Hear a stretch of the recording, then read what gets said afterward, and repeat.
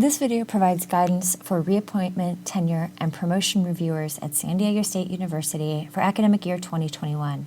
My name is Joanna Brooks, and I'm the Associate Vice President for Faculty Advancement. The American Association of University Professors in 1940 set forth a statement of principles that governs our understanding of tenure and promotion. It states the common good depends on the free search for truth and its free exposition. Academic freedom is essential to these purposes and applies to both teaching and research. Tenure is a means to certain ends, specifically freedom of teaching and research and of extramural activities, and a sufficient degree of economic security to make the profession attractive to men and women of ability. Freedom and economic security, hence tenure, are indispensable to the success of an institution in fulfilling its obligations to its students and to society. Under these principles, our obligations to one another as faculty include ensuring that the RTP process is meaningful, equitable, and welcoming to a diverse faculty, upholding our responsibilities under the contract, including confidentiality and limiting discussions to materials in the WPAF, and upholding our responsibilities under the SDSU Senate Policy File, including limiting evaluation criteria to those ratified and published in university, college, and department or school policies. The Senate committee that provides recommendations and changes to our RTP procedures and policies is the Senate Faculty Affairs Committee. This year, the committee issued two changes. The first is that UPTRP members are held to a 2-year term limit. They may serve multiple terms, but these must be served non-consecutively. And of course, UPTRP members must be elected by a majority vote of the tenured and tenure-track faculty.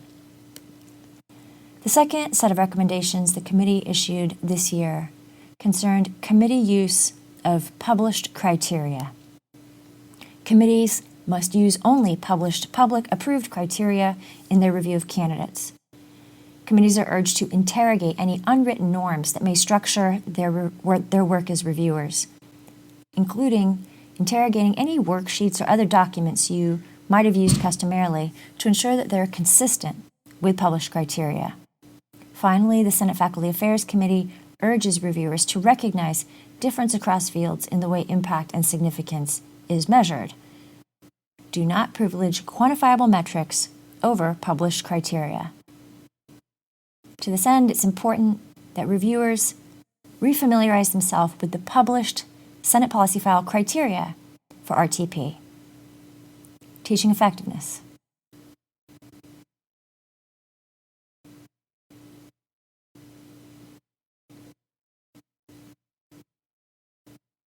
Professional growth.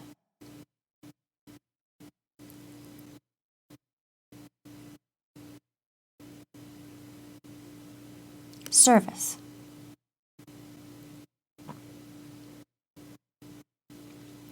And specific criteria relevant to considerations for promotion to professor.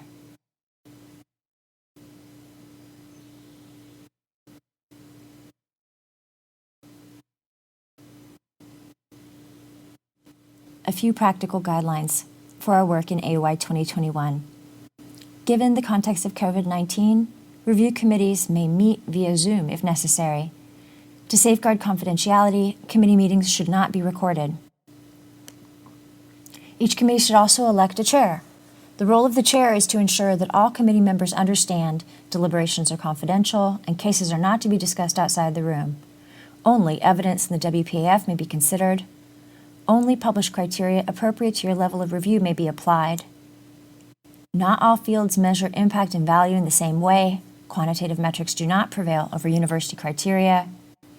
And members are not to use worksheets or other rubrics that do not align with published criteria.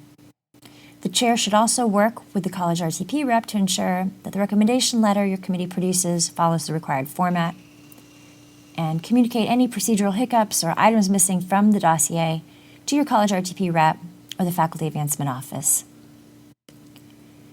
Each committee should also consider electing or appointing an equity monitor.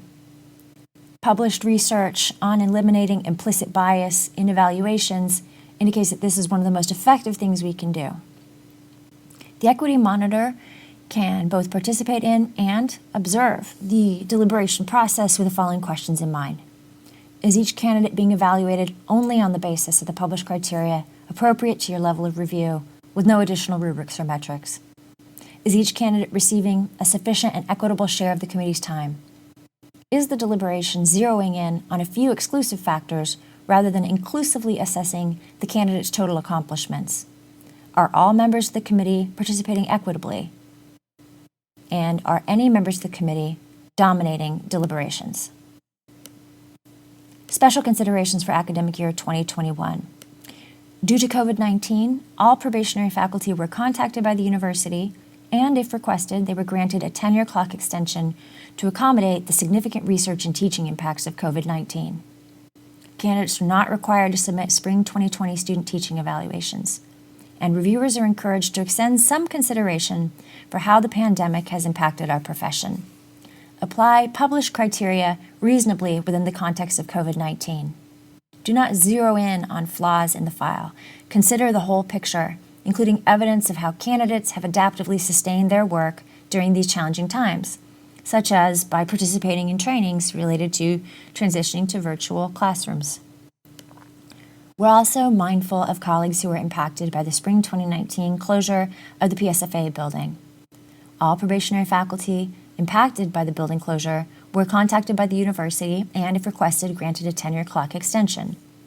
The PDS has been updated to allow candidates to flag evaluations from this semester for courses that may have been impacted by the building closure. Reviewers, please consider that evaluation scores from these courses may have been influenced by facilities-related issues beyond the control of the faculty member. And you'll see that the table through which we document student evaluations of teaching has been updated to allow candidates to indicate any course they feel was impacted by PSFA or COVID-19. Now, a few concluding scenarios to review. I think our committee will work more efficiently if we use this tally sheet to record numbers of items published, impact factors, and teaching evaluation scores. Have been how we did it in the past, but the Senate Faculty Affairs Committee has instructed reviewers to evaluate only on the basis of published criteria, not quantifiers. Unless the published criteria at your level review include quantitative metrics, do not substitute scores, totals, or tallies for a holistic, criteria-driven assessment of a candidate's work. Using unauthorized worksheets that diverge from criteria has the potential to skew evaluations. I was reading between the lines on the candidate's CV, and I found a suspicious gap in publishing 3 years ago. I really think we need to zero in on the flaws in this case. Actually, National Science Foundation recommendations for mitigating implicit bias indicate that to avoid implicit bias, cases need to be evaluated on an inclusive rather than exclusive basis. That means looking at the whole of the candidate's accomplishments on balance, not zeroing in on or isolating single. According to NSF-supported research, it is important to mitigating implicit bias to use an inclusive rather than an exclusive decision-making process. That means considering the sum total case of why a candidate should be granted tenure or promotion rather than zeroing in on factors why they should be denied. Thank you for your service in this most important of our professional responsibilities. If you have questions, please contact the Office for Faculty Advancement via email, facultyadvancement@sdsu.edu. Check out the resources for reviewers on our website, fa.sdsu.edu, or contact your college RTP rep. Thank you.